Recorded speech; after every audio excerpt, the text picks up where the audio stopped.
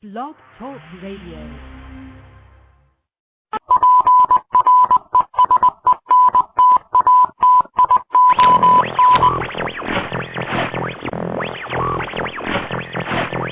Welcome.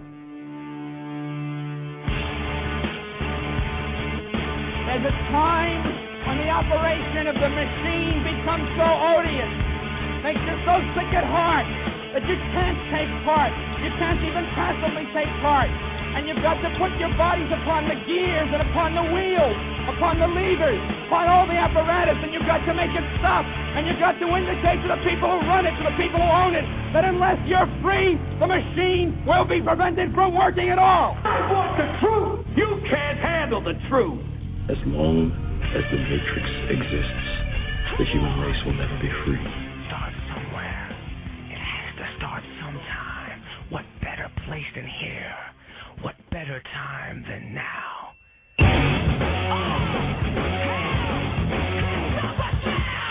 Terrorists! Terrorize this.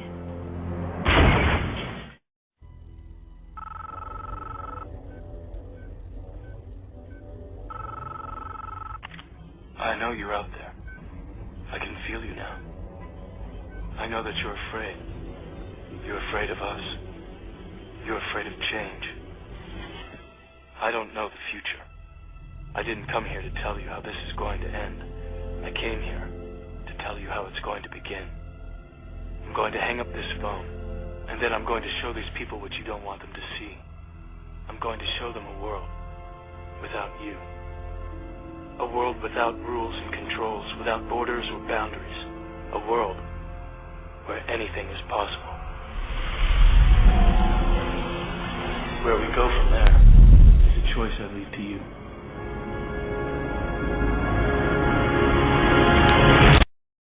That is a choice he leaves to you. Let's get things going. Greetings, free thinkers, future expatriates, trolls, shills, and all you sleepy little sheeple out there. It is Thursday, January 19th, 2012. You have found yourselves generating somewhere between 75 and 120 watts in the form of a human battery here on the front lines in this war on humanity. I am your host, Darren Stone, broadcasting to you live from FEMA Region Numero Uno. Tonight's call-in number is 917-889-3064. Hey, look, all topics are welcome. Feel free to let your voice be heard because, remember, kids, sitting in the federal pen who has a 96% conviction rate for tweeting a YouTube link that you paste on your Facebook page is not the time to let your voice be heard. 917-889-3064. All right. So, how's everybody doing? Happy Thursday. All right. I have a lot of stuff for you guys this evening. A mishmash of pertinent information. But let's first off start with the normal plugs. What do you call it? Pats on the back, if you will. Frontradio.net. That's the official site of the program, frontradio.net. I know I have a lot of new listeners out there, a lot of new members of the Front's Facebook page. So if any people listening that are new to the show, welcome. Thank you for checking it out. If you are lacking in the T-shirt department, I have some pretty killer T-shirts on the website, frontradio.net. $20 donation to the show, I send you a shirt.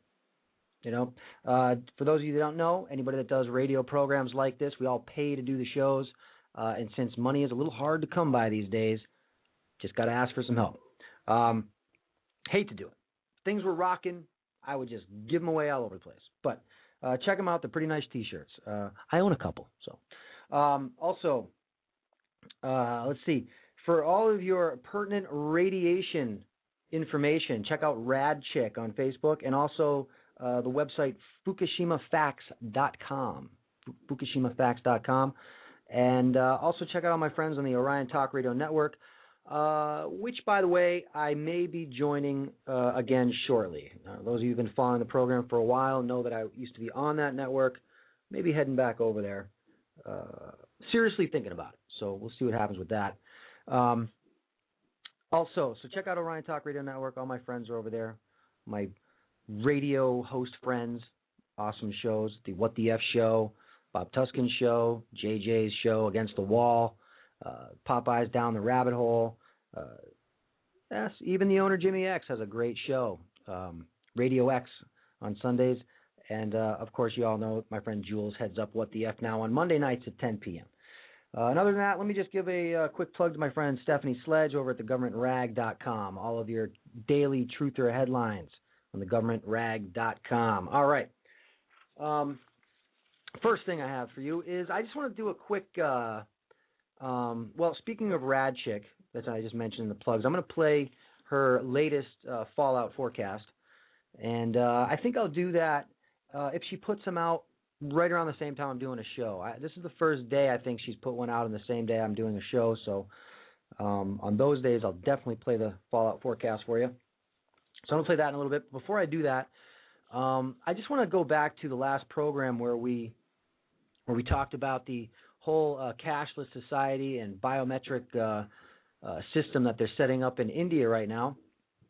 You know, it's an old conspiracy theory. Oh, cashless society never happened. You know, biometric ID cards, you know, retinal scans and facial ID and all that crazy stuff. Well, obviously it's here. And, you know, I also played a clip from IBM. Again, we won't get into the reasons why IBM feels a need to release, you know, PR material. I would equate it to the fact, to the same thing as, let's see. What am I? Say, you know. Well, actually, that won't be a good analogy. But anyway, you know what I'm saying. I mean, we don't, you know, buy anything directly from IBM, or we don't go to the store. Hey, do you have that new IBM laptop? But anyways, they put out a PR thing talking about the future, and we kind of meshed that together with the cashless society and biometric ID society. And I was talking in the IBM clip. They talked about citizens, and this is their wording, possibly generating power to power their own homes. And the big thing in that statement is the word possibly, meaning IBM wants citizens through their movement, and this is why I mentioned the 75 and 120 watts in the form of a human battery, because when we're sleeping, we generate between about 75 watts. When we're sleeping, when we're awake, we generate about 120 watts. So if you think back to the movie The Matrix, that's really what we were. Humans were farmed as a energy source because the global thermonuclear war blocked out the sun. And so I was kind of putting that all together with the biometric and cashless society, dovetailing that with IBM's vision of the future. And, you know, it kind of, you know, it made sense. Think about it. The bigger our government gets, the more controlling it gets, the more overpowering and overshadowing, and the way this entire Big Brother surveillance society is going, anything you do or say against the official story or against the system is considered an act of terrorism. And so if you think about it, with the whole false green movement, now not that wanting to be green is a bad thing, but through the federal government, the school systems, the state-run school systems, the colleges, and environmental groups that are backed by, let's say, nefarious sources, they all market the green initiative or green living as something that needs to be done because of human-induced global warming. And this ties into United Nations Agenda 21. And I'm not going to get into all the details of those things. If you're a new listener and you haven't heard some of these terms, you know, just Google or Scroogle or Start Page or whatever you want to use, Agenda 21, and you'll find more than enough information on that. But Agenda 21 doesn't think anything is sustainable. And this was something that was drafted down at the Earth Summit in Rio de Janeiro, I think late 80s. Late 90s, early 90s, I don't know, somewhere in there. I know it's a big span of time, but somewhere in there. But it basically says that it gives a huge list of all things that the United Nations considers unsustainable. Well, one of the things is families. They consider families unsustainable. They consider roads unsustainable, farms unsustainable. And the gist of Agenda 21 is to basically pack all of human beings living on in the United States into these stack 'em and pack 'em type designed communities right off of railway systems because they want to get rid of cars. And so if you think about IBM's vision for the future in the next 5 years, and I know people go, well, Darren, that's 5 years. That couldn't possibly take place in 5 years. Well, radical change takes place very, very quickly. Look, I'm not saying that that's going to happen in 5 years. This is IBM talking, not me. So when you think about it, IBM saying that people will be generating the power to, quote, possibly power their own homes, I started to think about it, and I'm just going out on a limb here. It's free thought, people. It's not a crime, okay? No matter what the government says, it's not a crime. We can do that. So I was thinking this ties directly in with Agenda 21. What if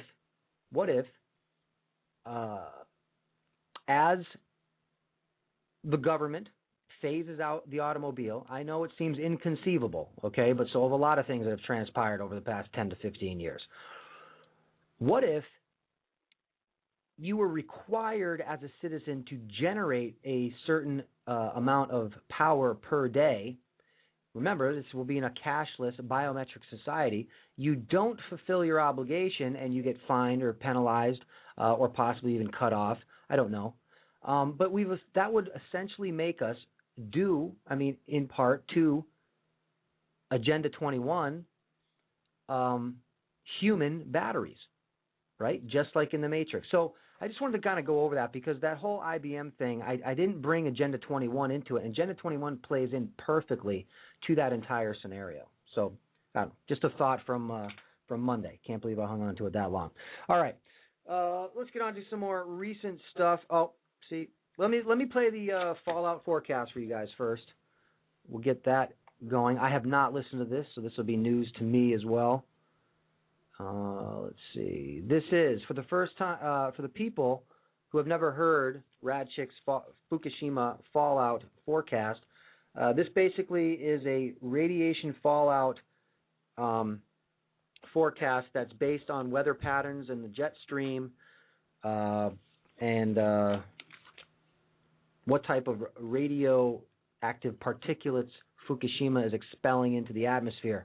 So let's check this out and see what parts of the globe you want to be inside. All right. These are usually good for about 48 hours, maybe a little bit longer. This is your 3-minute radiation fallout forecast for Thursday, January 19th, 2012. This forecast will identify the areas of highest potential radiation fallout based on various meteorological resources. As a reminder, snow has a far greater propensity to attract radioactive particles than rain. In Canada, right now, very heavy precipitation is occurring in the area of Prince George, British Columbia, which may move into Edmonton over the next 48 hours. Currently, light snow is occurring east of Vancouver and in Kelowna, Sudbury, Ottawa, Barrie, and Toronto. The jet stream is currently over southern BC only, but will slowly drift northward over the next 3 days. In the U.S., the jet stream shows moderate fluctuations covering a large portion of the U.S. over the next 72 hours. Heavy precipitation is now occurring from Portland to San Francisco, with snowfall in Washington State, Oregon, Northern California, Idaho, Montana, Wyoming, Nevada, Northern Utah, Colorado, and South Dakota. Light snow is expected throughout the Midwest, including Michigan, Ohio, Pennsylvania, and New York today. And light rain is expected also in Tennessee. The northern states will be at much greater risk of fallout than the southern states through Saturday because of the location of the jet stream. In Europe, intense water vapor loops will be pushing down into Germany, Poland, and Eastern Europe over the next 24 hours. Luckily, there's very little precipitation associated with these bands. The heaviest rainfall will be occurring in Ireland and the UK starting about 24 hours from now. scattered light rain and possible flurries are forecasted elsewhere as far as central Italy. Please go to fukushimafacts.com for up-to-the-minute radiation news and mitigation tips, as well as links to the radiation fallout monitors in the U.S. and Europe. Resources used for today's forecast include California Regional Weather Server Jetstream Forecast, NexRad radar from the College of DuPage, Canadian Weather Radar from the Weather Office at Environment Canada, and Meteox radar from the UK and Meteo France, as well as Niederschlager radar satellite from Deutschland. This forecast has been brought to you by Radchick and the Orion Talk Radio Network.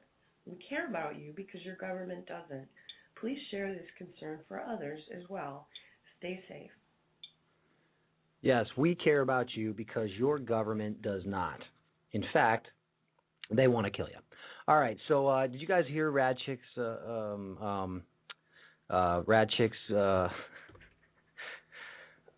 Geiger counter? That's what that clicking noise was. Her Geiger counter going off while she was giving that report. All right, so there you go. There's your 48-hour or 1 day longer radiation fallout forecast. All right, I have an update from. You guys remember we covered the story, I think it was last Friday, maybe, covered the story out of New York, a little town in New York, or a town up in New York, western part of New York, where the girls, 12 girls, have some type of mystery illness that was, I think it was the New York Board of Health came out with and said that, I'm going to play the clip to refresh your memory. Came out and said that they know the cause. Now, these girls are having these, like, Tourette's-type reactions and body convulsions involuntarily. And they woke up with it one day, all 12 girls that go to the same school.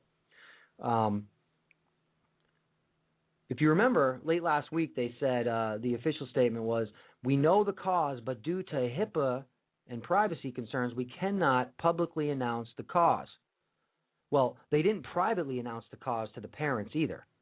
So that was a whole load of crap. And I have a follow-up for you, but let's just listen real quick refresh on last week's official explanation. Parents seeking answers about a mysterious illness afflicting children in Leroy. Tonight they say they are left with more questions than answers. Parents attended a meeting at the school tonight. They were hoping to learn why a dozen students have been suffering from Tourette-like symptoms. Good evening, I'm Don Alhite. And I'm Jenny Ryan. Those symptoms started appearing at the beginning of the school year. And tonight, health leaders said they know the cause. So the question now, why did so many parents leave with even more questions?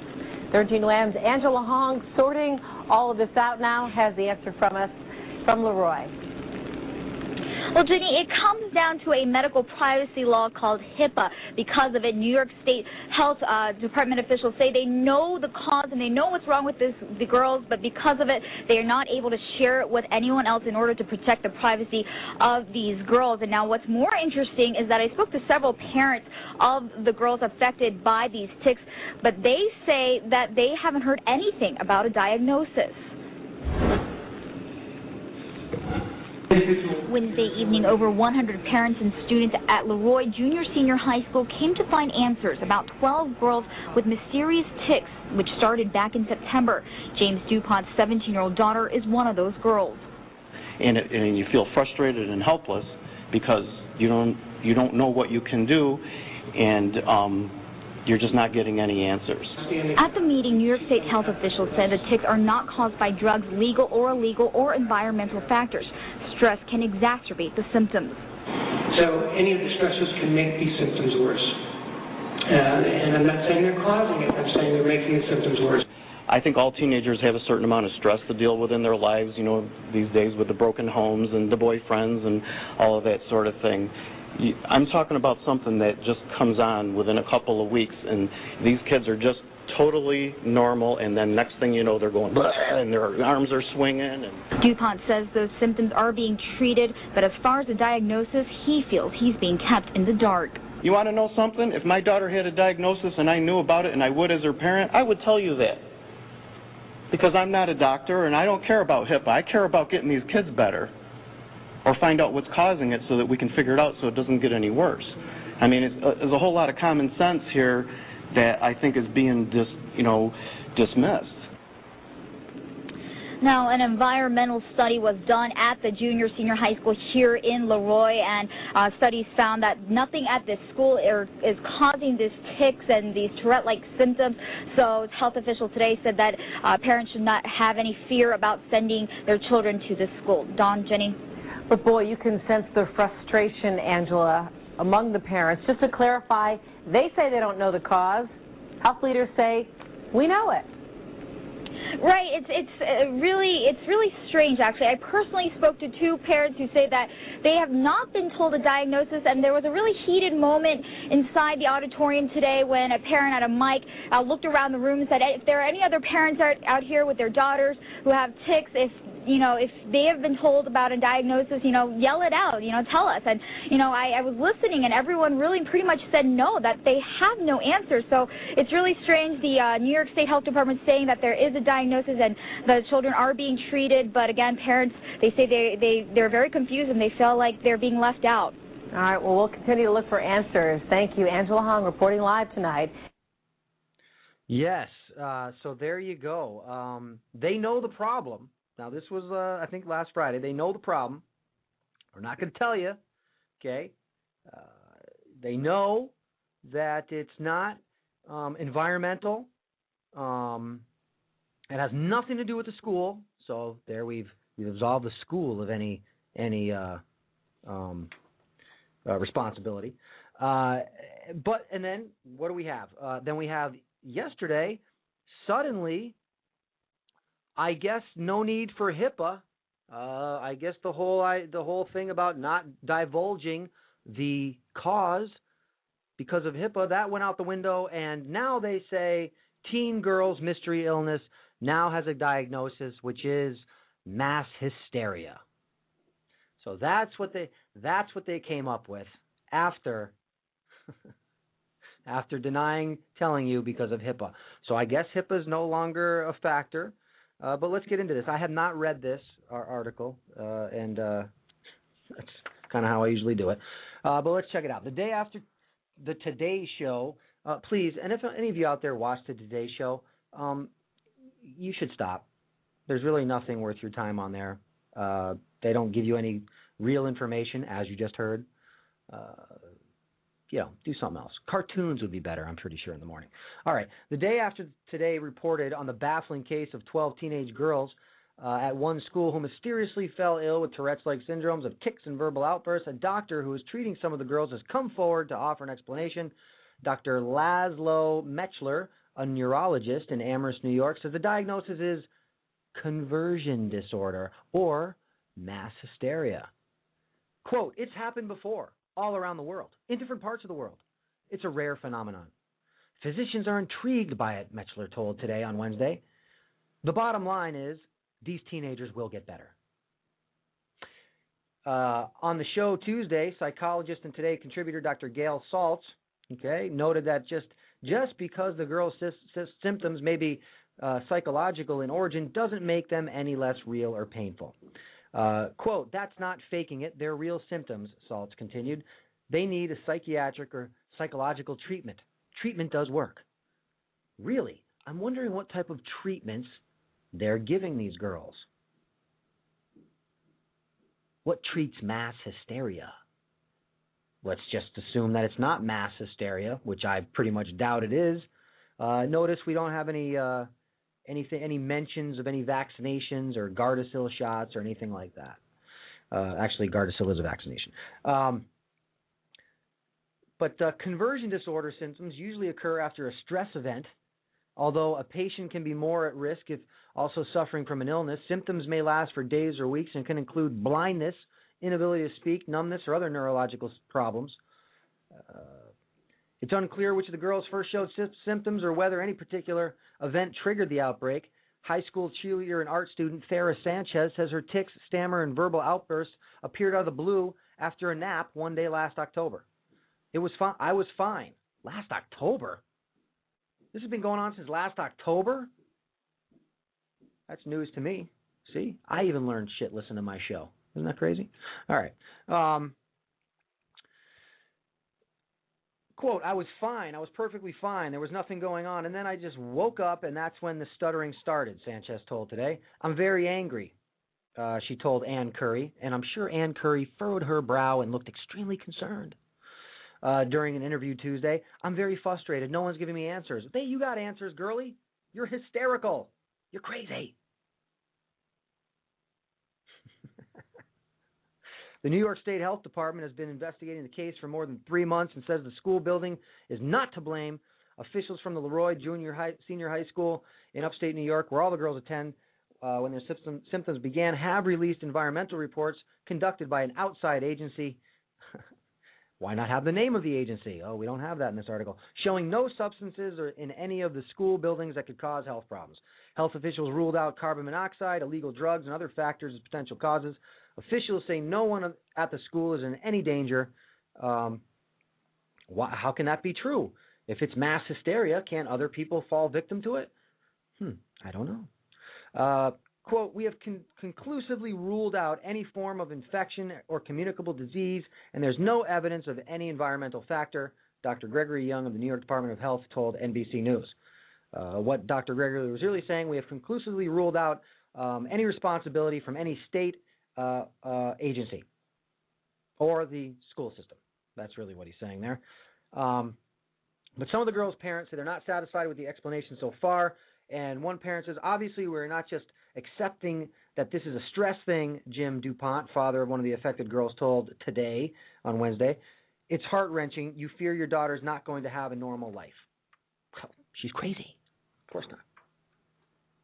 Totally crazy. She's crazy like John McCain crazy. That's right. John McCain. And what's the other guy? What's his name? Lindsey Graham crazy. It's crazy guys. No, they're not crazy. They're patriotic. But if you disagree, you're crazy. All right. So I'm going to get into some more political stuff now. You guys, look. We beat the NDAA to death, right? We have beat it to death. It's just a bloody pulp on the ground. We have beat it so hard.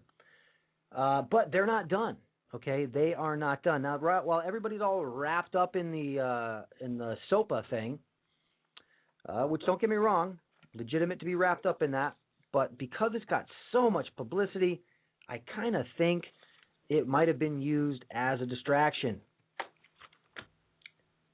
Hey, I'm a conspiracy theorist. What can I say? The reason I say that is because this next piece of legislation that is currently being passed through Congress, sponsored by globalists, lackeys, suck-ups, and whipping boys, Joe Lieberman and Charles Dent. This is called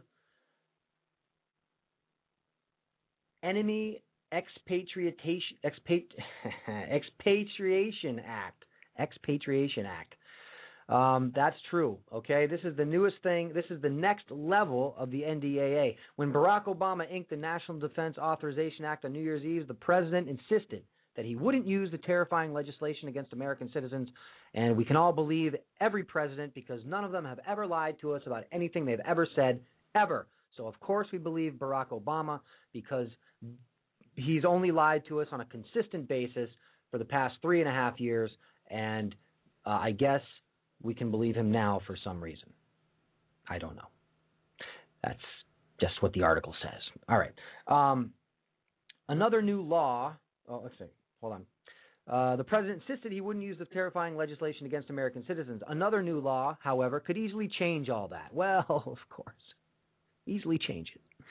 If the Enemy Expatriation Act passes in its current form, the legislation will let the government strike away citizenship for anyone engaged in hostilities or supporting hostilities against the United States. The law itself is rather brief, but in a few words, it warrants the U.S. government to strip nationality status from anyone they identify as a threat. Now, let's go over that little paragraph right there, that sentence. This legislation will let the government strike away citizenship for anyone engaged in hostilities or supporting hostilities against the United States. You guys have to understand, me doing this program is considered a hostility against the United States in our government's eyes. Okay? When they put it in words like engaged in hostilities or supporting hostilities, we get a mental image of hostile acts, because we're using what we call common sense, but the government is using what they call word speak, okay, or double speak, and what they mean by hostilities against the United States, being supporting of or engaging in, is anything that goes against their agenda or what they say. Meaning free speech, right? I cannot freely say that I think Barack Obama is a homicidal mass murderer, which he is, just like George Bush was and Bill Clinton and so on and so on and so on and so on. I can't say that, but I do anyway.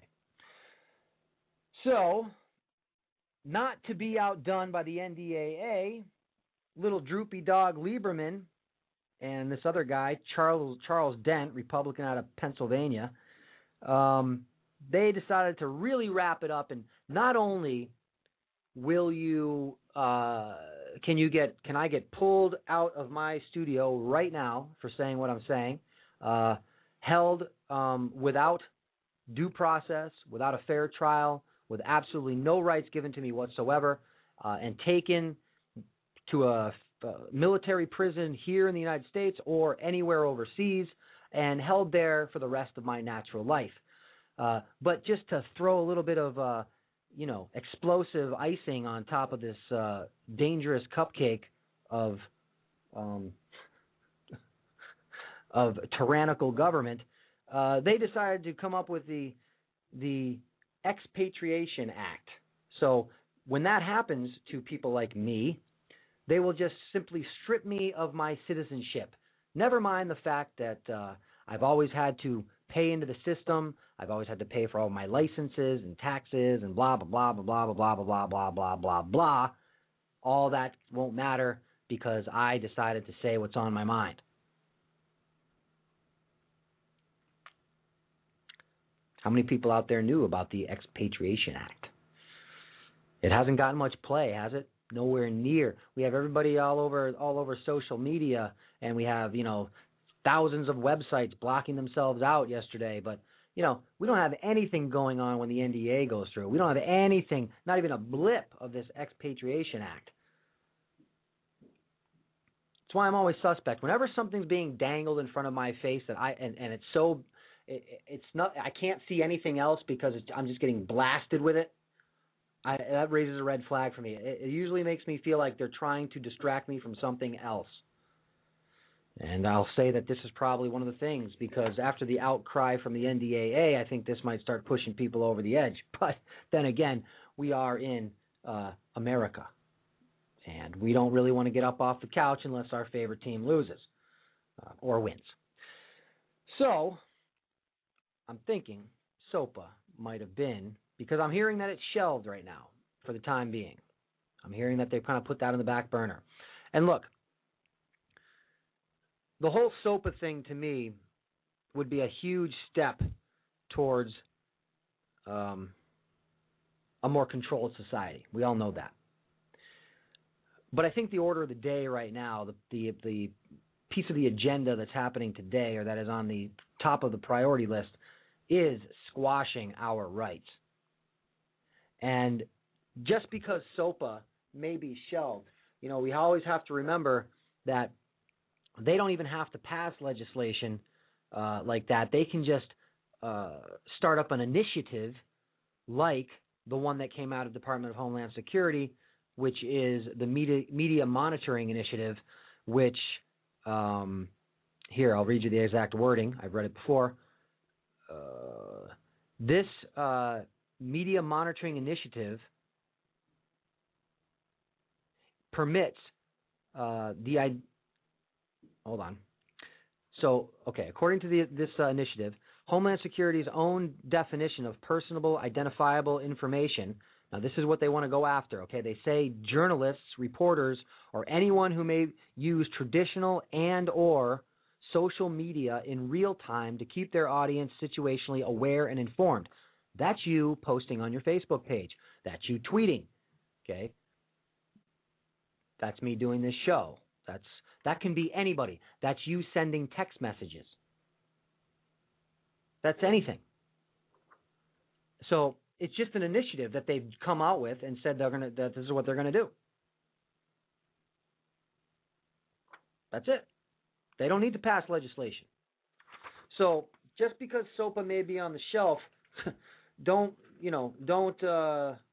let your guard down, because we have the Expatriation Act and we have the Media Monitoring Initiative that are in full swing. Now, this Expatriation Act I don't think has gone through yet, although it is before Congress right now. Actually, well, here, let's finish the article. I'll tell you what it says about it.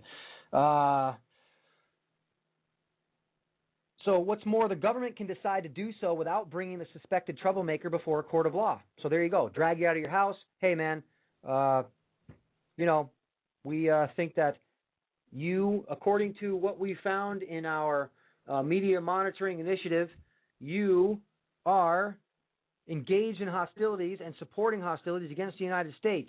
So with the powers invested in me through the NDAA and the Enemy Expatriation Act, we are black bagging you, Mr. Stone, and taking you to Uzbekistan, where we can torture you, because we'll just say that we're not in the United States. That way the United States doesn't torture. But we can say we can torture the hell out of you in Uzbekistan. And as a matter of fact, we're going to strip you of all your citizen rights, your nationality, and there you go. Now you're a babe in the woods. That's what you are. All alone out there. No country. A countryless man or woman. So, under legislation, hostilities are defined as any conflict subject to the laws of war and does not explicitly state that charges against suspects go to court.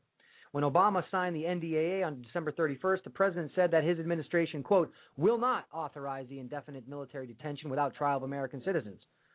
Added the president, quote, indeed, I believe that doing so would break with our most important traditions and values as a nation, end quote. But by breaking off ties between citizens, American-born or otherwise, the harsh realities of NDA can be forced on anyone in the U.S. if Washington decides that it is in the country's best interest. Now listen to what this guy just said. Listen to what this guy, Barack Barry Satoru Obama, said. That his administration will not authorize the indefinite military. Yes, you did. You signed it. That's the authorization. What's he talking about? Such a load, man. The NDAA drew widespread opposition despite a lack of media covered due to the capabilities in bestows in the administration. Wow, that's a strange sentence. Under NDAA, the government can indefinitely imprison anyone deemed dangerous by Washington and hold them without trial. After criticism led to massive online campaigns and protests, President Obama addressed the issue and said specifically that his administration would not understand the law as such. Instead, said Obama, my administration will interpret Section 1021 in a manner that ensures that any detention it authorizes complies with the Constitution, the laws of war, and all other applicable law. Yes, Barry, but now, first of all, we can use the Enemy Expatriation Act, and now that's no longer a American citizen, and then you can slam the hammer down with the indefinite detention of the NDAA. See how that works? See how that all works together? Some are now saying that Obama's attempt at discrediting the NDAA by insisting that he would not use it against American citizens came only as a precursor to the latest act. By adding his signing statement to the NDAA, the president ensured that legislation such as the Enemy Expatriation Act would surface to strike any limitations that would have kept the Americans free from a military detainment. Quote, I hope I'm wrong, but it sounds to me like this is a loophole for indefinitely detaining Americans, Stephen Foster Jr. writes in the addictioninfo.org website. Once again, you just have to be accused of supporting the hostilities, which could be defined any way the government sees fit. Then the government can strip you of your citizenship and apply the indefinite detention section of the NDA without the benefit of a trial. The bill currently being passed through Congress is sponsored by Joe Droopy Dog Lieberman and Charles, the globalist lackey suck-up Dent. There's your heroes of the day, those two dudes.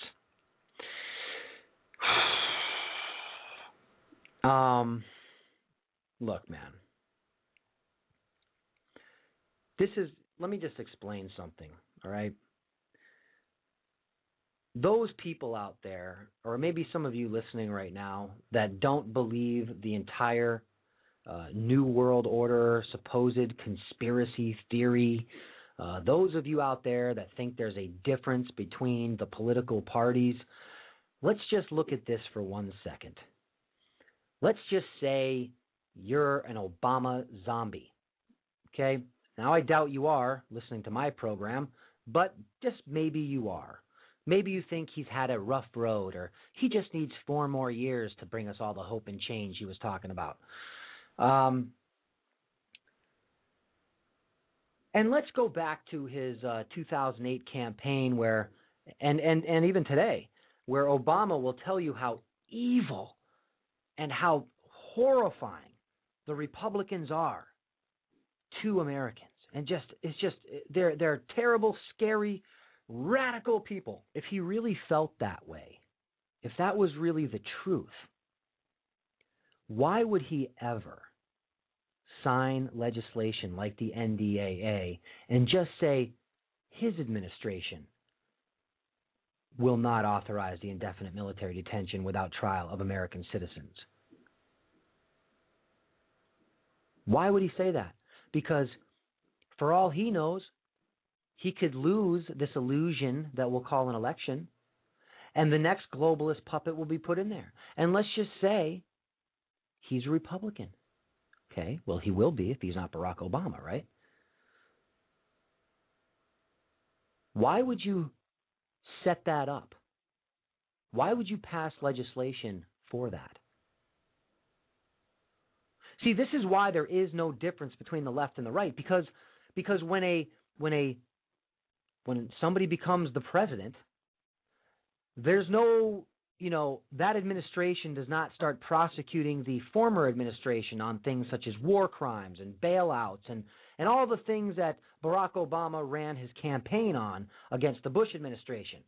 Now, for those of you who just started listening to this show, I hate the Bush administration just as much. I hate them all because it's a lie. It's not true. So why wouldn't Barack Obama have an investigation into 9/11? Why wouldn't Barack Obama prosecute George W. Bush? I mean, Barack Obama's supposedly a Peace Prize winner. We all know that the Bush administration lied to us about yellow cake uranium coming out of Niger, and they lied to us about weapons of mass destruction. They even admitted down the road that, Saddam Hussein had nothing to do with 9/11. But we don't see the current administration bringing those former war criminals to justice now, do we? No, we don't. No, instead Barack Obama said we just have to move on. And you won't see the next administration, if there is one, prosecute this current administration for their war crimes, such as murdering people, murdering American citizens. That's why that's how it's blindingly obvious that at that level in the political spectrum, that these people are all working for the same team. And that team is globalism and the central banking system. And if we can even get kookier than that, but we won't at this point. That's who they work for. And you might go, well, Darren, why would they do that? Well, it's very simple, listener. It's very simple. As you're moving up the ranks in Washington, up the political ladder, you're going to have a choice. You're either going to play the game and have success, or you're going to go against the game and end up being charged with child pornography or some type of crazy hotel drug sex situation. So if you want to keep your lavish lifestyle and look down on the peasants underneath you, you'll do what we say. Hell, you're only one person anyways. You can't stop it, so you might as well play along.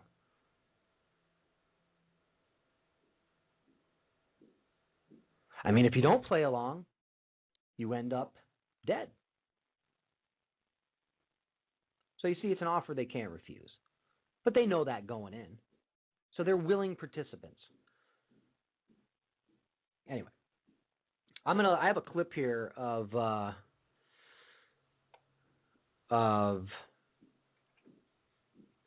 McCain, Hanoi McCain,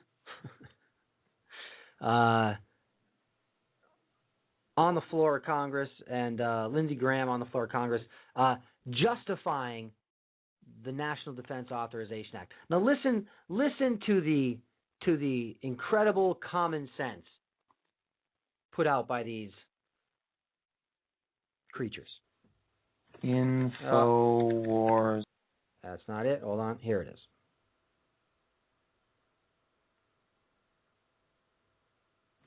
If it's an American citizen, say over in somewhere in Pakistan, that is plotting and seeking to kill or destroy American citizens, it's okay for us to send a predator and fire and kill that person. But according to the Senator from Illinois' interpretation, if that person were apprehended in Charleston planning to blow up Shaw Air Force Base, then that person would be given that individual's Miranda rights. Now, how in the world does that fit? And to those American citizens thinking about helping Al-Qaeda, please know what will come your way. Death, detention, prosecution. And when they say, I want my lawyer, you tell them, shut up. Your time Don't is get a expired. lawyer. You're an enemy combatant, and we're going to talk to you about why you joined Al-Qaeda. It's okay for us to send a predator and fire and kill that person. Yeah, we're going to talk to you about why you joined Al-Qaeda. I mean, Lindsey Graham, have you hit puberty yet, you spineless little piece of crap? Really, I would love to get... Why don't we send that guy to war? Let's watch him just die from fright. Big tough guy on the floor of Congress. Really. And McCain, I wish they never let that guy out of his POW prison cell. Really, I mean, it's a scourge upon the earth that the man even takes up the same planet as the rest of us. Listen, I don't even know what to say about that. Really, Al-Qaeda. Look at Al-Qaeda was formed by the CIA, a bunch of Middle Eastern CIA operatives during the invasion of Afghanistan. It's common knowledge to anybody who knows anything about recent geopolitical issues. Everybody knows that. It's a well-documented fact. It's just that they don't tell you that on TV, so you get people out there going, "Oh, that can't be true. Can't be true. That doesn't make any sense." Of course it makes sense. All right, sorry. It makes sense because when you have a global agenda, you need something to push the global agenda. That would be a make-believe enemy. Hitler did the same thing because the same people ran Hitler that are running the show today. God, do I have to keep saying it? Okay. Anyway, so there you go.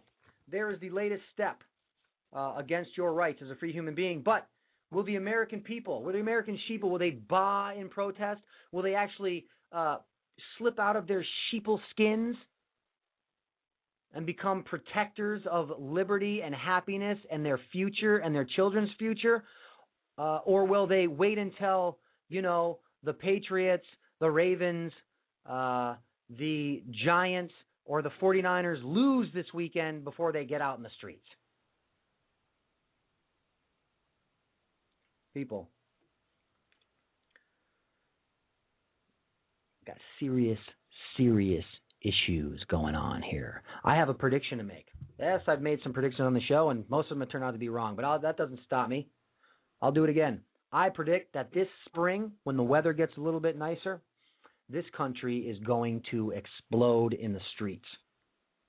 That's my prediction. Okay. So there you go. There's the Expatriation Act. Let me take a caller on the line here. Why is there a little question mark in front of that caller's number? Doing? Hello? Hey, caller. How are you there, Jeff? No, I'm doing just fine, Darren. It's me, Jeff from Chelsea, Massachusetts.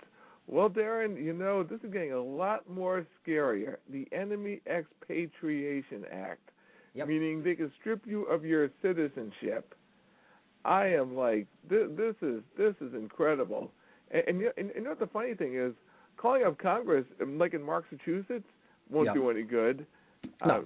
I mean, you know, Massachusetts is pretty much a police state already, and you know, I'm just waiting for the event to happen. I mean, they already got the legislation.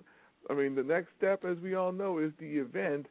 And but Jeff, let me just stop you for 1 second there. The event, they might not need an event. The event now can be posting on your Facebook page. The event now can be listening to my show, calling into my show, you terrorist. You know, those are the events, man. See, they're going past an event. They're going past it. You know, you got a good point there. And I've called into national talk shows over the decades of living my life. So Darren, I think you're onto something. And but you know what, Darren, because I do security work, I have wisdom in the security industry, and I talk a lot about security.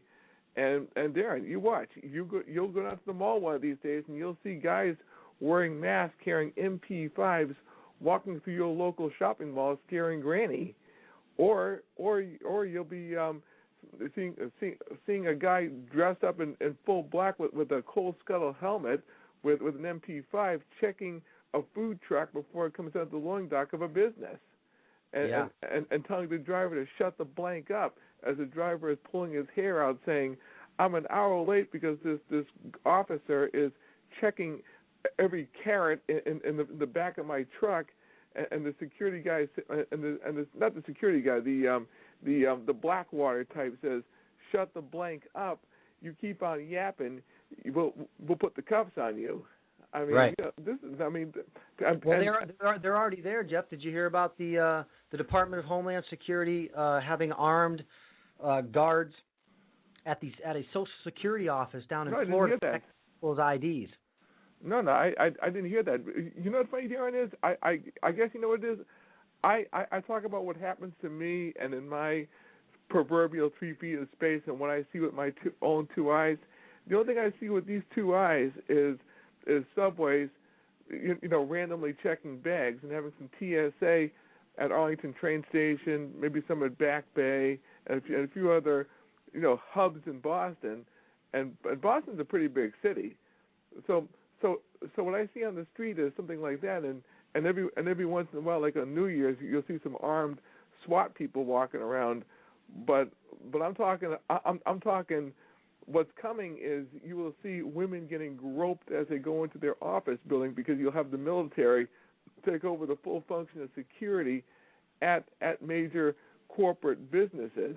Right. You know, as with today, security is unarmed concierge. And they will love it. Yes. Now let me ask you something. As a guy who has some knowledge about security, Jeff. Yes. Do you advise people giving up their liberty to attain that? Well, in my case, no, not giving up liberty, because you really don't secure the place by putting the people through all this misery. I mean, at the airport before 9/11, it's not the gadgets, it's not even the procedures, it's the officer at the checkpoint. You know, they're gonna weed out nice guys like me. I'll be weeded out. I mean, they'll handpick sadistic thugs. I mean, so like I said, the good cops will be weeded out.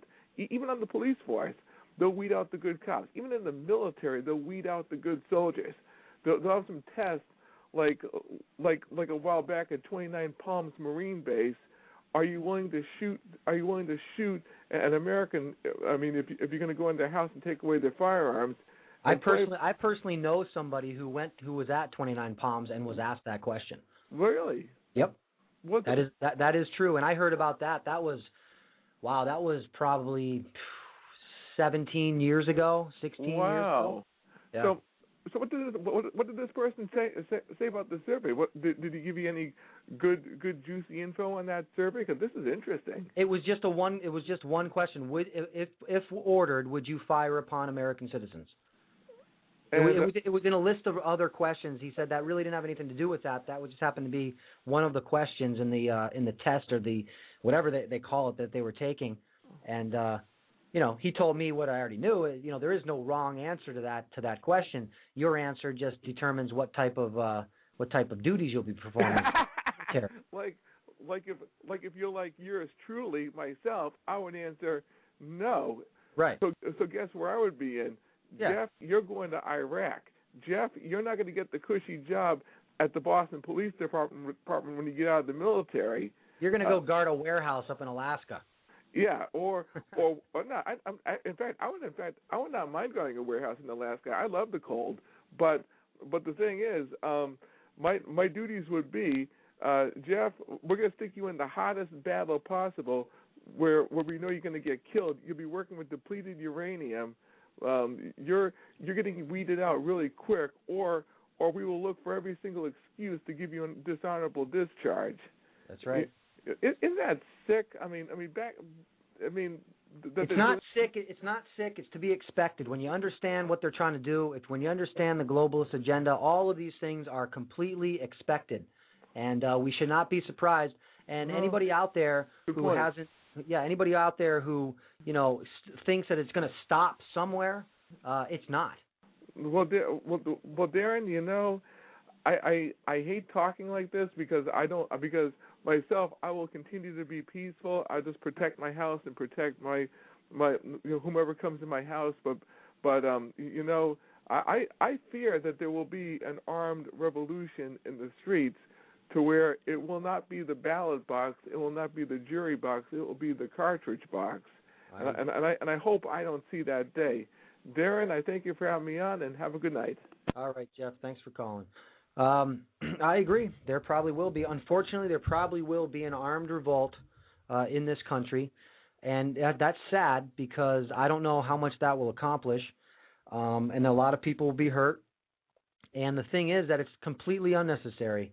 If people would just stop walking around with their heads shoved places where they can't see, or even worse than not being able to see, it's not wanting to see. If you have a family, if you have people you care about, you have to be talking about the subjects that we cover on shows like this all the time. We have to inform everybody. They have to be woken up to what is happening. You're not going to get everybody, but we can get the majority. And if we as people used our dollars to starve the vampire that sucks on those things, that lives off of you as a consumer, we could kill it. We could starve it to death, and we would force the rogue faction of our government to show their hand and make it known to everybody who and what they actually are.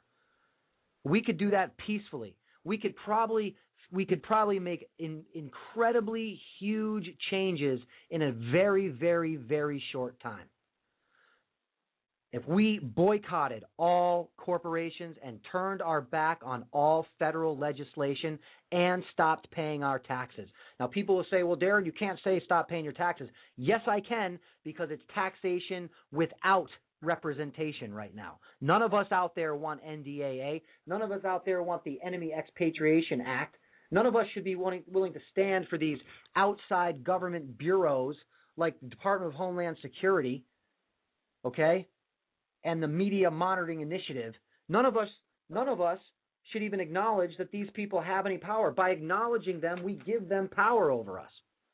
It could be done without firing a shot, But on your news, if somebody like me gets arrested, man, you're going to think I'm the biggest, scariest guy out there. They'll show you some things I have in my possession, show you my picture, maybe edit a few sound bites from shows I've done, and, man, they paint me out to be the worst guy in the world.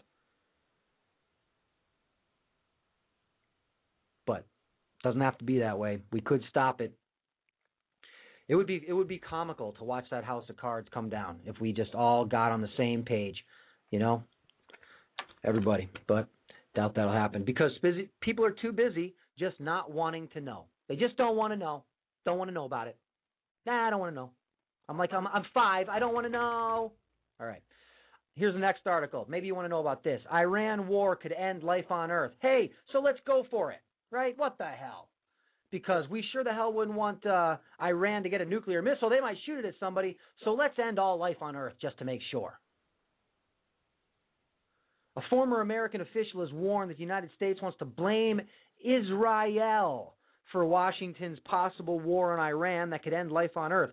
U.S. warnings to Israel for not attacking Iran is to avoid responsibility for the war Washington has prepared. Former Secretary of the Treasury Paul Craig Roberts wrote in an article on Global Research. Quote, if the war gets out of hand and if Russia and China intervene or nukes start flying, Washington wants to blame the rest on Israel. And Israel seems willing to accept the blame. Of course. It's like Siegfried blaming Roy. Of course. They work together. It's the same thing.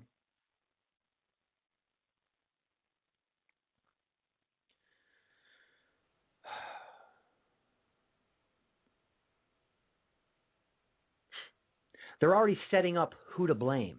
That's kind of scary. The U.S. analyst also used a few examples to show that the White House is prepared for an all-out war against Iran. Quote, if Washington did not want war with Iran, it would not have provided the necessary weapons to Israel. It would not have deployed thousands of U.S. troops to Israel, he argued. Washington would not have built a missile defense system for Israel, would not be conducting joint exercises with the Israeli military to make sure it works, Craig Roberts added. He said, Washington won't prevent the war that it so fervently desires, neither will Washington's NATO puppets. Great Britain does as it's told, subservient and occupied Germany, bankrupt France, Italy occupied with U.S. air bases and a government with a government infiltrated by CIA, bankrupt Spain and Greece will all, in hopes of an outpouring of U.S. dollars and devoid of any dignity or honor, support the new war that could end life on Earth.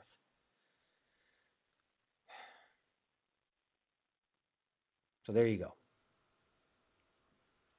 Already deciding where to put the blame. Now, if you think this is just a spat between countries, you're wrong. You're wrong. It's a globalist agenda. And they're all working together. And as far as I know, Iran is not part of the central banking system, just like Libya wasn't, just like Iraq wasn't, just like Afghanistan wasn't. Okay. We'll move out of the geopolitical spectrum. We'll go right down the road to Washington. Did you hear about the supposed smoke bombs getting launched over the fence at the White House? Oh, yeah, smoke bombs. That's right. It's getting dangerous out there, people. Smoke bombs. It was probably like, remember those snakes that you had when you were a kid? They were like this little piece of charcoal, and you lit it on fire with a lighter, and then it would spark and make this big, long string of ash, and they called it a snake. That's probably what it was.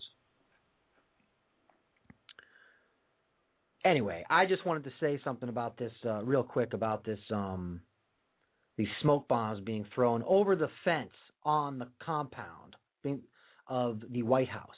But hey, don't worry, everybody. This incident took place when Barack Obama and his family were not in the White House, so they didn't get any of that smoke on them. They didn't see any of that smoke, so they're okay. Whew, big sigh of relief. Meanwhile, scores of police officers prevented Occupy protesters from entering the congressional corridors on Tuesday. I have something to say about the Occupy protesters I saw in video footage of this.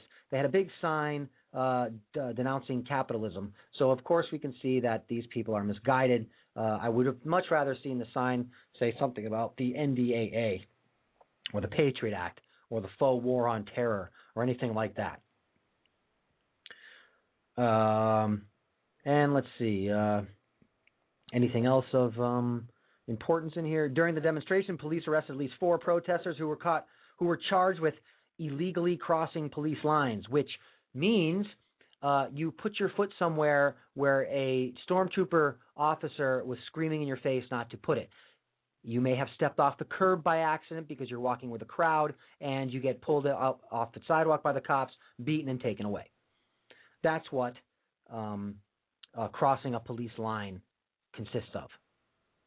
I know because I've seen it. All right. Let's get on to some more pleasant news, okay, in the last portion of this program. We're going to talk a little bit about some healthy food stuff, right? We cover a lot of stuff in this program, people. Lots of stuff. I ran across this cool thing here, and I've known about this for a while, and I just wanted to share it with you. If you guys sitting in the chat room, if you see that glowing lemon picture, that is a picture taken using a technique called Carillion photography, and it has to do with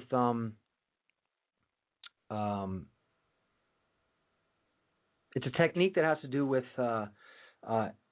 some way of somehow they shoot energy into the topic or around the subject, and it allows you to see the energy contained in or around the object that you're photographing. So what they did is they ran an experiment with genetically modified foods versus organic foods.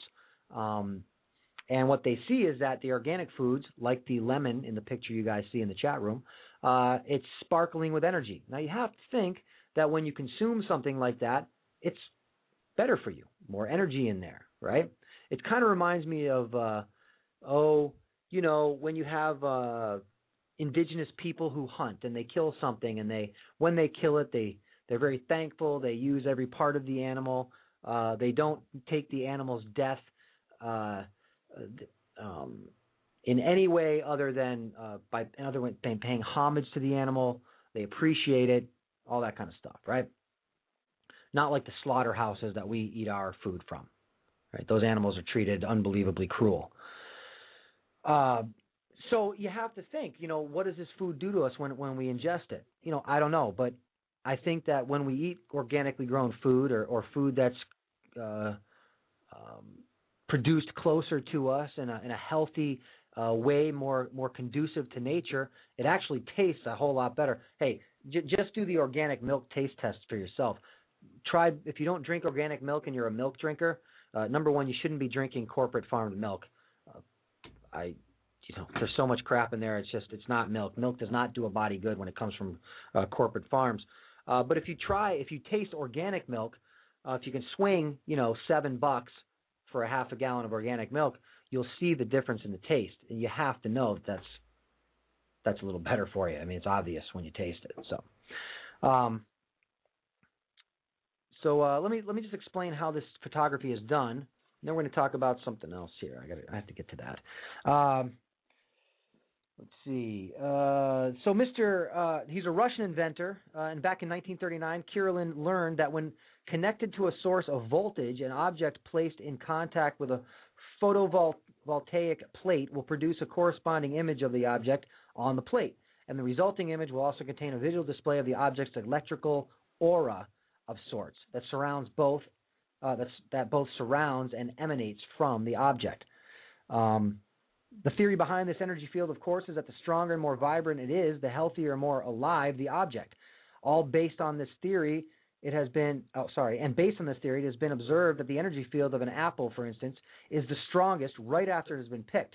The longer it remains off the tree and is allowed to ripen, the weaker its energy field becomes. It makes sense. It just makes sense. There's a documentary called The Beautiful Truth, which was released back in 2008.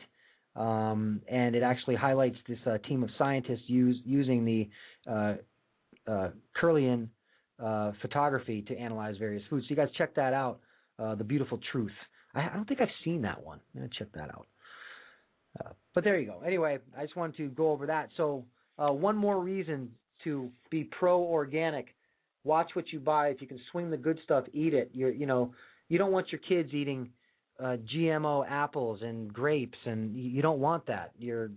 It messes up reproductive organs. It causes cancer. It changes DNA. I mean, I hope that's good enough. I hope those are good enough reasons not to feed it to your kids. All right, so one of my favorite supplements, I'll call it, apple cider vinegar. You know why I love it? I love it for a couple of reasons. One, it's delicious. In a nice ice-cold glass of water on a hot day, oh, is it delicious. Some people disagree, I know. There's a few out there that I've spoken to that gag on it, but I think it's delicious. You know, a little bit of apple cider and a nice cool glass of water with a little bit of pure maple syrup in there to sweeten it up. But let me just do a quick rundown of why you want to do some apple cider vinegar. By the way, it's not Heinz apple cider vinegar. That's clear. Any type of apple cider vinegar that you want to get that I'm going to be referring to right now is murky and brown in color. That's the apple pectin in there. That's the key right there. That's also great for radiation mitigation, by the way. So lots of good reasons to take your apple cider vinegar. You can use it in cooking. You can use it on your salads, all that stuff. So here we go. Apple cider vinegar is an effective, I've covered the apple cider vinegar, but I love it. I'm going to cover it again because I got a lot of new listeners, right? So apple cider vinegar is an effective, natural, bacteria-fighting agent that contains many vital minerals and trace elements such as potassium, calcium, magnesium, phosphorus. By the way, potassium and magnesium combo is really, really good for your heart, okay? Phosphorus, chlorine, sodium, sulfur, copper, iron, silicon, and fluorine that are vital for a healthy body. These are all trace minerals, people. Natural apple cider vinegar is made by crushing fresh, organically grown apples and allowing them to mature in wooden barrels. This boosts the natural fermentation qualities with the crushed apples, which differs from the refined and distilled vinegars found in supermarkets. When the vinegar is mature, it contains dark, cloudy, web-like bacterial foam called the mother, which becomes visible when the rich brownish liquid is held to light. The mother can be used to add to other vinegar to hasten maturity for making more apple cider vinegar. Natural vinegars that contain the mother have enzymes and minerals that other vinegars in grocery stores may not due to overprocessing, overheating, and filtration. For this reason, it is recommended that you purchase only unpasteurized apple cider vinegar, which has an ideal acidity pH level of 5 to 7. This health drink is a natural probiotic. By the way, probiotics are a whole lot better for us than antibiotics. So you're asking, yeah, Darren, what are the benefits of apple cider vinegar? Well, let me tell you. Apple cider vinegar is a wonderful natural cure for a number of ailments. All right. Let's see.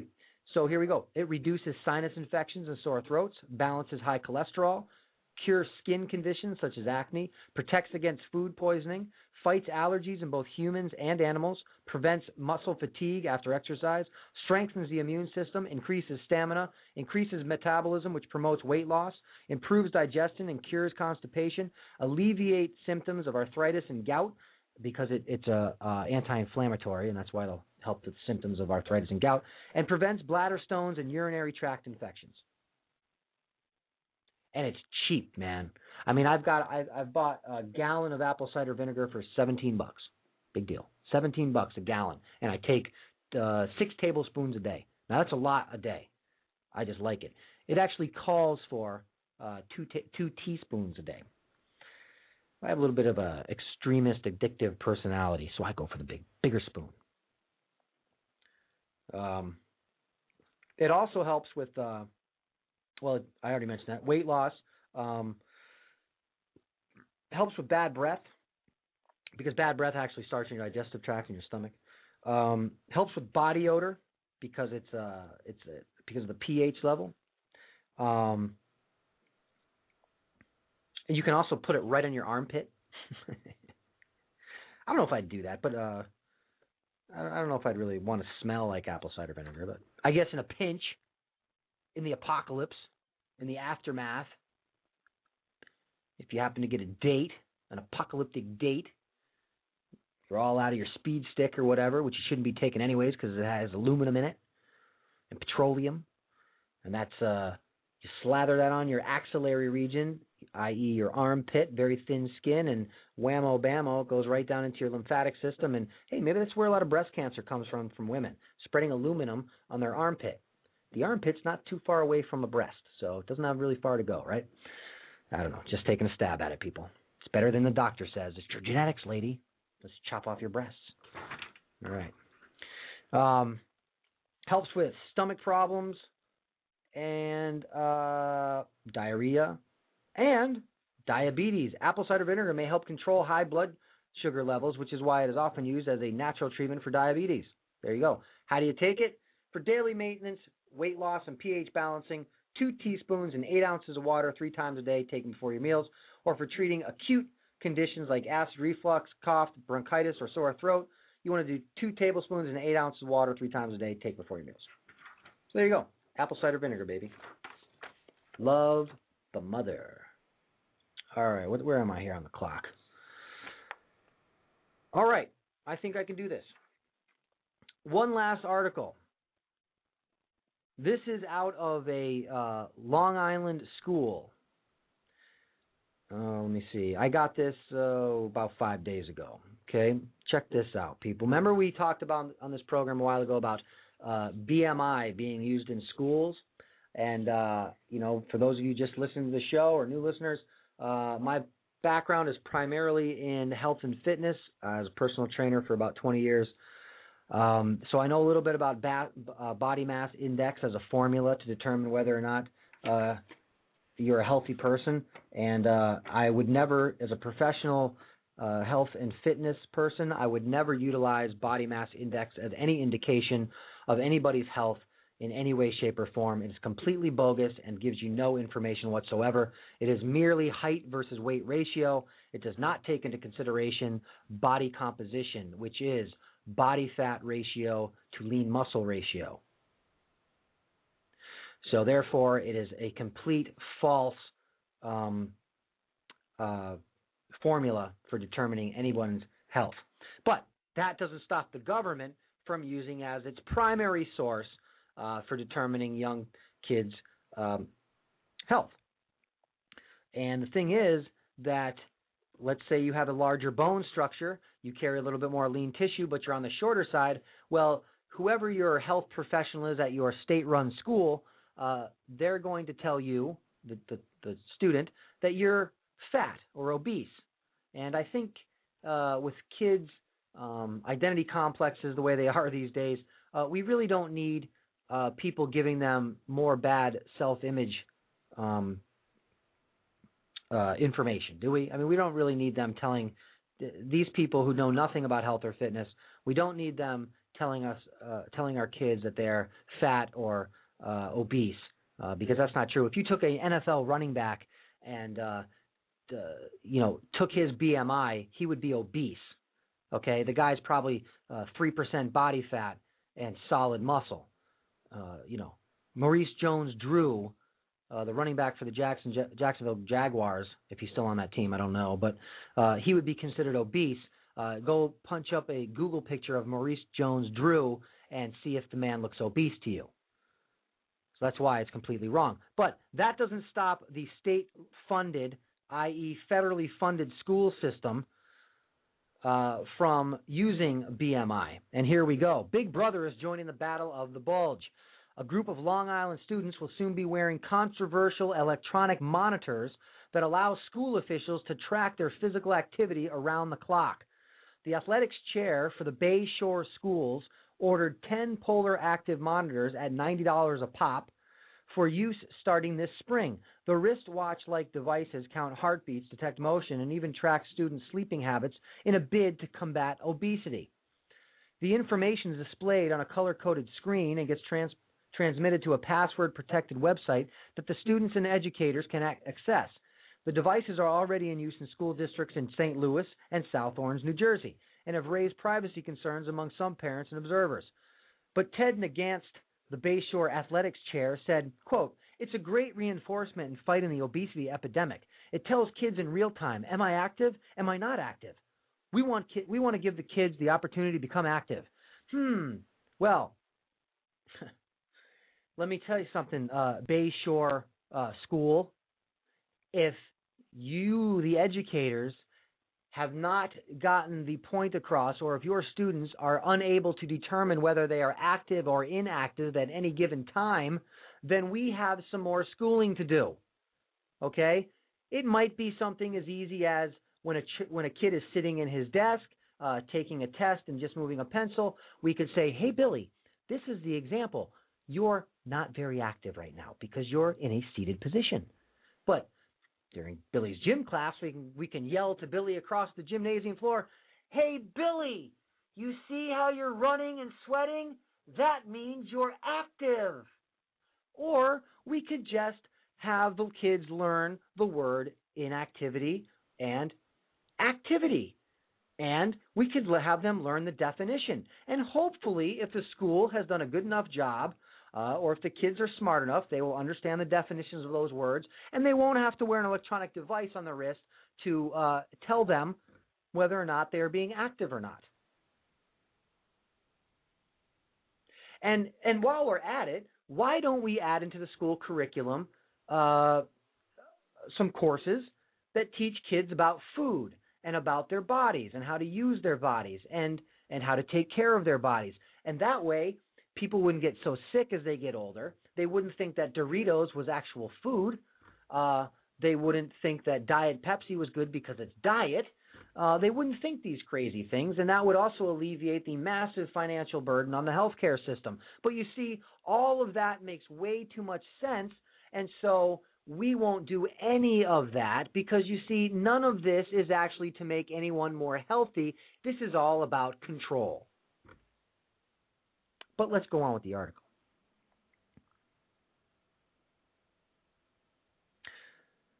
The monitors are distributed by Polar Electro, okay, blah, blah, blah, blah, blah, in the South Orange Maplewood School District, where earlier versions of the devices have been used for 2 years. Upper grade students, marks in phys ed, are based in part on the heart rate monitors and activity sensors. People, I've seen these monitors forever in the gyms. I never even use them with my clients because I used to have my clients go on something called rate of perceived exertion, which is much more accurate on an individual basis than this electronic device. Yes, excellent point in chat. While the same school is monitoring kids for activity and trying to fight the battle of obesity, they'll be serving up pizza and chicken McNuggets and sweet potato fries as a vegetable in the school. But let's put a electronic device on the kids and see if they're active or inactive. It makes a lot more sense. But privacy advocates and parents worry that schools are using electronic monitors and phys ed without families' knowledge or consent. Quote, "I didn't even know it was going on, and I'm active in the school," end quote, said Beth Hubener of St. Louis. Her son, a 4th grader, wore a Polar Active monitor in class without her okay last fall. "We have gotten no information about the website security or where the data will go," Hubener said. "When you get into monitoring people's biological vital signs, it's a pretty intrusive measurement," says Jay Stanley of the American Civil Liberties Union. "They are key privacy interests at play." Boy, these civil liberty unions are busy these days, aren't they? It's all those civil liberties being infringed upon.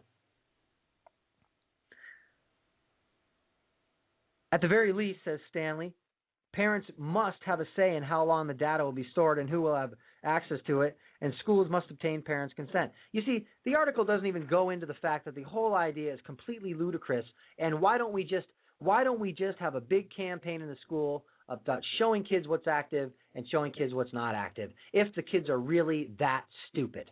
If they're really that stupid that they can't determine whether they're being active or inactive, then let's start a big awareness campaign. Hey, maybe we can have all the kids wear pink sneakers to school, like the NFL guys did to make you more aware of breast cancer because, you weren't aware of breast cancer until Brett Favre donned a pair of pink cleats. And suddenly awareness was prevalent throughout the lands. So we could do the same thing in the school system. We could have all the teachers wear pink shoes to school to make it a inactivity and activity awareness program. That makes sense? A program like this should only be voluntary. Nobody should be forced to reveal biological indicators.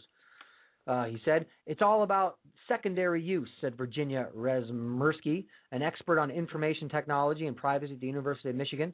"Does the data pass along with the child from school to school? When will insurance companies want to get access to it?" Oh, I say very, very soon. Not only insurance companies, but also child protective services. Because you see, with most of the country, or the growing population of welfare recipients and federally funded people, well, they have you over a barrel, right? Yeah, they do. Will a school want to medicate a child that the monitor identifies as hyperactive? It's potentially very dangerous ground. Well, of course it is. Treading on thin ice, people. All right, that's the program. Thanks for hanging in there. Hey, I never said it would be easy. I only said it would be the truth. I'm going to leave you with something funny to listen to. I have a 2-minute clip on. It's called "Shit Conspiracy Theorists Say." We can laugh at ourselves, right? That's what makes this fun. All right, everybody. Thank you for hanging in there. Have a great weekend. Check out this clip. I'll come back and say goodbye right when it's over. Infowars.com. Man-made climate change is a total fraud. Those are definitely chemtrails. Did you know that Obama's not American? I heard he's a clone. I'm not using this toothpaste that has fluoride in it. They're all Illuminati. PrisonPlanet.com. Lady Gaga's Illuminati. Justin Bieber is Illuminati. Google. Who killed Kennedy? Jay-Z's Illuminati. See what he just did with his hand? UFO, Vatican, reptile. I can't believe they found a body at the Queen's house. Lizard bitch. Ron Paul is a reptile. Nah, she's a reptile. Donald Rumsfeld is a reptile. Maybe I'm a reptile. I am Clayton from the planet. They're gonna put us in FEMA camps. My planet was destroyed by the Draco reptilians. Look, man, that is definitely Nibiru. The only way to defeat the Draco reptilians and ascend to the 5th dimension. No, wait, that's Venus. No, man, it's a total police state. Is to raise your vibration. No, I'm pretty sure that HARP caused the earthquake. To raise your vibration, you must have only love in your heart. You don't know what a FEMA camp is? I'm not eating this if it's GMO. Do you know how hard it is to love one of those things? They're hideous. That's why we lost the war. The Rothschilds rule the world. The Rockefellers rule the Dude, world. the Jews run the world. Everyone's brainwashed. No, she's brainwashed. He's obviously brainwashed. He is brainwashed. The Antichrist. Obama's the Antichrist. Prince William is the Antichrist. The Pope is the Antichrist. Maybe I'm the Antichrist. That guy's a total agent. He's a total shill. The Earth is hollow. That guy's totally COINTELPRO. Yeah, if you play Yes We Can backwards, it's Thank You Satan. Who killed Tupac? They're spraying us. Nah, don't take the chip, man. Don't drink that. It has fluoride in it. Shh. Do you hear that? Do you hear that clicking sound? Man, I think this phone's tapped. We can't be talking about this on here. I've never said anything like that. All right, everybody. Hey, listen, don't use that toothpaste. It does have fluoride in it. And don't drink that. It has aspartame in it. And Rumsfeld is a reptile, and that is Nibiru in the sky. All right. Hey, have a great weekend. Listen to these words of wisdom, and I will see you all Monday. Thanks for hanging, everybody. Your choice is simple. Join us and live in peace, or pursue your present course and face obliteration. We shall be waiting for your answer. The decision rests with you.